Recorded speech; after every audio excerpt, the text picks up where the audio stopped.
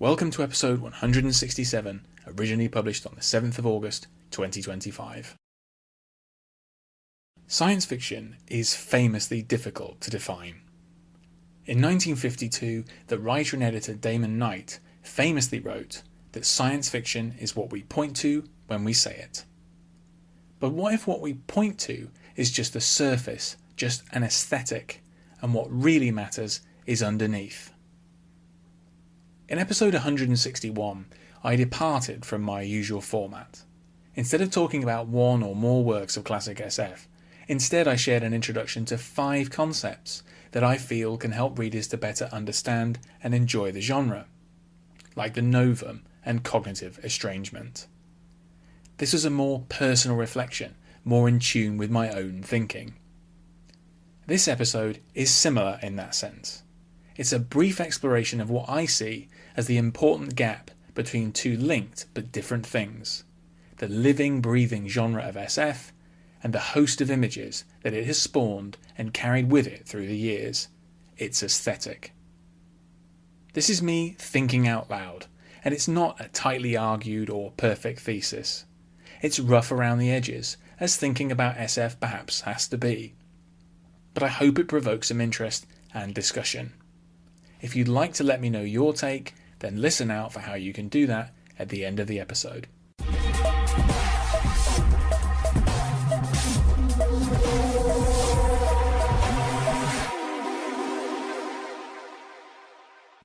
In the century since the term was coined, science fiction has generated a torrent of images.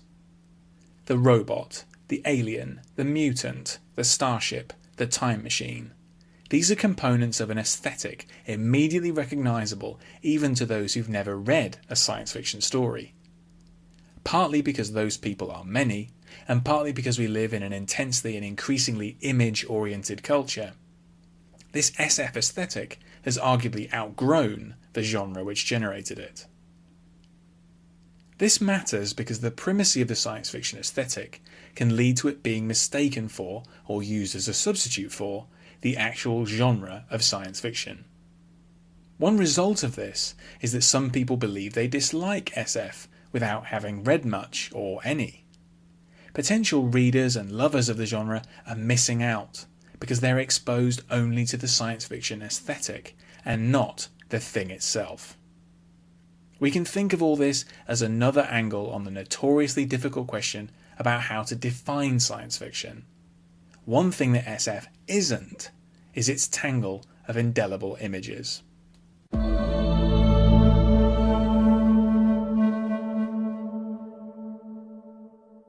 Alfred Korzybski famously stated that the map is not the territory. It could also be said that the aesthetic is not the genre. They're different but connected things. This is in part a question of appearance versus effect. The deployment in a work of familiar images or tropes associated with SF does not automatically qualify that work as SF, certainly not SF of quality. To use a crude example, a TV advertisement featuring a robot is most unlikely to use any of the techniques of SF, nor is it likely to produce any of the effects which SF has tended to strive for. There are novels which are suffused with these images but scarcely deal in ideas at any depth at all. Conversely, good science fiction does not necessarily need to deploy any familiar image, trope, or setting traditionally associated with it. J.G. Ballard's novel Crash from 1973 is a good example. Set in contemporary West London, it achieves alienation without aliens and dislocation without space travel.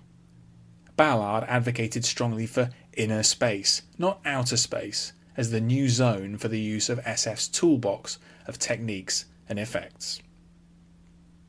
It's these techniques and effects, not images and tropes, which are most fundamental to science fiction. It's these elements too which mark SF out as a unique territory with its own traditions and potentials, distinct from other genres. This is not to say that SF cannot be fused and hybridized with other styles of writing, but to do this with success in science fiction terms demands a good grounding in the genre's fundamentals. A murder mystery set on a starship may satisfy as crime fiction, but disappoint as SF.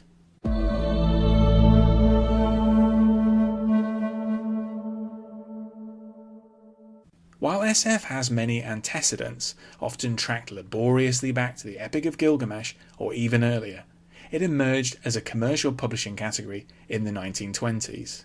And in book publishing terms, it's even younger, beginning to mature only in the 1950s.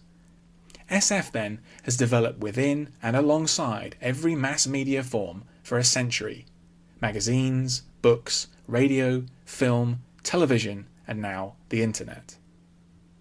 Throughout all of these developments, SF has been accompanied by its host of images, its aesthetic. These have evolved over time in response to changing tastes and advancements in scientific knowledge. Today's depictions of aliens, for example, are a far cry from the slavering, bug-eyed monsters that were a fixture of pulp magazine covers in the 1930s. It's not only the images that have shifted, but also the way in which SF is consumed. It's here that perhaps some difficult points need to be made. The first is that SF in print is no longer the dominant form, and likely hasn't been since the 1980s. The few SF magazines that remain have a very low circulation and poor financial sustainability. In the UK, the number of operational print SF magazines is now 0. SF in book form is a strictly niche interest, and it often appears that much of the publishing investment once directed towards it has instead flowed towards fantasy.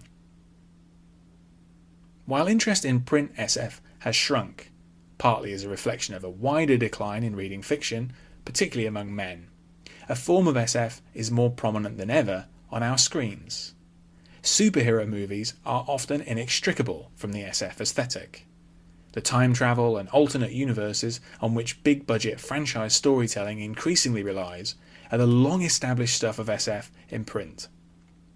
Streaming services consistently produce films and shows which also deploy familiar images from SF, but these seldom explore science fictional ideas in new or interesting ways. To do this, it's not enough to draw only from SF's treasury of images. Its fundamentals must also be explored.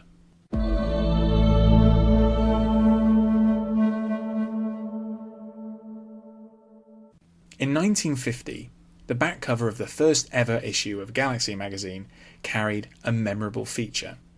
It had 2 story snippets side by side, which were essentially the same, except that one was written with an SF aesthetic and the other was styled as a Western. It's been suggested that this was a condemnation of the so-called space Western subgenre, but it's arguably better understood as a mission statement. Galaxy would focus on stories that genuinely explored SF concepts, rather than merely pasting the SF aesthetic over bland, boilerplate narratives that could work just as well in other genres entirely. This mission statement is still relevant 75 years later. Science fiction is at its best when it aims to do things that only science fiction can do.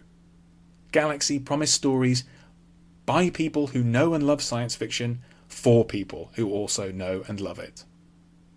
Much has changed since 1950, but it remains true that if we love SF and want to share that affection with others, we owe it to ourselves to truly know it also. That means going deeper than SF's aesthetics and learning to explore and enjoy the uniqueness of its powerful techniques and effects, with all their potential to disturb, intrigue, and inspire us. Thanks for listening. For more classic science fiction reviews, visit andyjohnson.xyz. You can also find the show on YouTube and follow updates on Blue Sky. In both cases, just search Classic SF with Andy Johnson. Finally, to get in touch, use the contact form on my site or hit the link in the episode description to send a text message.